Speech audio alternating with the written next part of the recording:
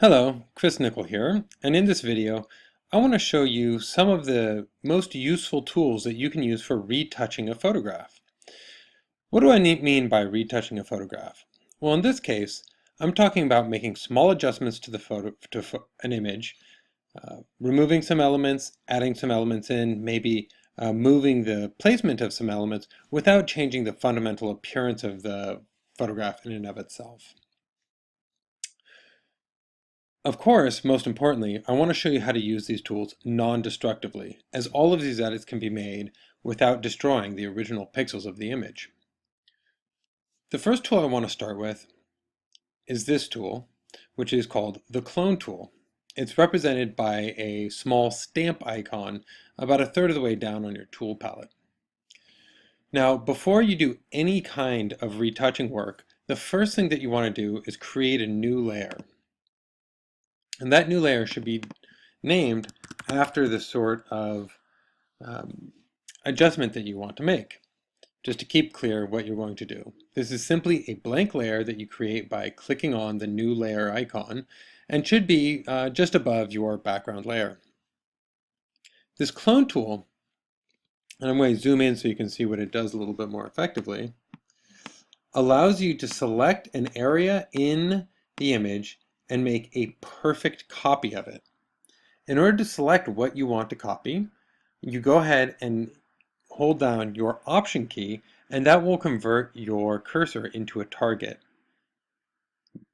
Click down once on the area that you want to copy and move your cursor to where you would like the copy to go. As you can see, as I move my cursor around, it perfectly redraws the exact image that I had sampled. Now there's a few options here that you'll see in the option bar that will be useful as you do this. First and foremost, the clone stamp works very similarly to a brush tool in that you can adjust the size and the hardness of the clone tool as you use it. Generally speaking, you want the hardness somewhere around the middle, as that will ensure that you have a somewhat feathered edge to your addition, but not so feathered that it becomes blurred. Of course, you can change the opacity and the flow as well, which may come in useful if you want to create a more ghostly sort of image to what it is that you're copying.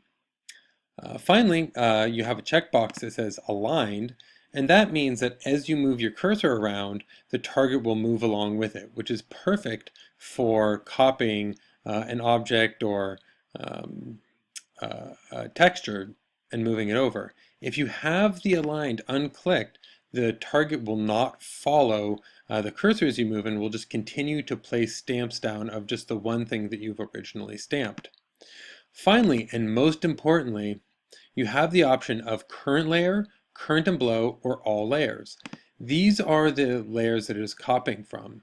Since I have my new layer highlighted, that's the layer I'll be working from, and so if I sample from that blank layer, it will sample nothing because that layer has nothing to sample. However, if I select current and below, or all layers, that allows me to copy not just what's on my new layer, the layer that I'm working on, but also what's on the layer below it. If I have all layers selected, it will also select from the layers above. For the most part, I find current and below to be the most useful setting for that, and necessary for the non-destructive editing. Moving up the tools palette here, I want to bring you to a couple of more very useful tools. I'm going to bring your attention to this one here, the healing brush tool, which looks like a band-aid. The healing brush tool and the clone tool are almost the same exact tool. The only difference being that instead of making a perfect copy, the healing brush tool will copy the texture from the area that you've sampled, but it will copy the color from the area that you're painting over. What ends up happening is you will have the same color that you're covering, but you'll have the new texture from where you're copying. This is mostly used for evening out skin tone in photographs of people. I can try to demonstrate it here on this picture of this child. We'll see here that there's a one dark, smaller spot, and if I sample from this side of his face, I can cover that, and you can see that spot goes away. And as opposed to copying directly this lighter tone over here onto the shadowed side of his face, it's just copied the smoothness of the skin on this side, but it's actually matched the color of the skin over there. Moving up in the picture, I'd like to point out that we have a small airplane in the background. That is a perfect target for the top tool in that drop-down menu, the Spot Healing Brush. You'll see here at the top of in the option bars that the Spot Healing Brush has a few different options. Using the Spot Healing Brush, I can go ahead and paint over the area that I want to remove. In a case like this where I have an object that is simply on a solid color background, which one of these options between Content Aware, Create Texture, and Proximity Match doesn't really matter. That does, however, come into play if I move down to an area like this where I have something that's against a textured or patterned background. You can see if I use my proximity match, the Spot Healing Brush will actually pull from the texture in the surrounding areas and create a very similar and realistic looking patch covering the previous area. It works well for the most part, although sometimes you'll run into a situation like we have here where the surrounding area may have some differing colors and will pull some of that into your patch. If I back up and go to Create Texture, you'll see for a textured area like the sand, it works almost perfectly. Finally, if I do have some differently colored areas in the surrounding environment, I can pick Content Aware. And Photoshop will automatically select which ones are important to keep and which ones are important to remove. The one thing to look out for with Content Aware is oftentimes in its attempt to match the surrounding area while eliminating distracting features, it can look a little bit smudgy or blurry. The best technique here is really to go through the different options and just try them out. And if you don't like the results, you can go ahead and back up in the history palette and try again with a different setting.